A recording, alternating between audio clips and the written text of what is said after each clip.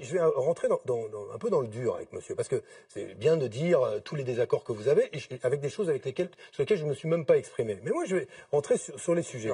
Moi, je veux un grand plan alimentation, parce que les Français sont attachés à avoir une alimentation de qualité.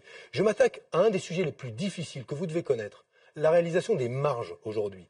Les marges, aujourd'hui, elles se font ou du côté de l'agroalimentaire ou du côté de la grande distribution. J'ai dit, parce que j'ai été ministre de la Consommation, que comme ministre de la Consommation, je suis celui qui a obtenu qu'on puisse renégocier les prix quand il y avait une brutale chute des cours. J'ai obtenu cela, mais je veux aller plus loin. Je considère que la loi Sapin 2 nous donne davantage de clarté et de transparence sur la chaîne de valeur, mais moi, je prends un engagement. Quel autre a pris cet engagement-là?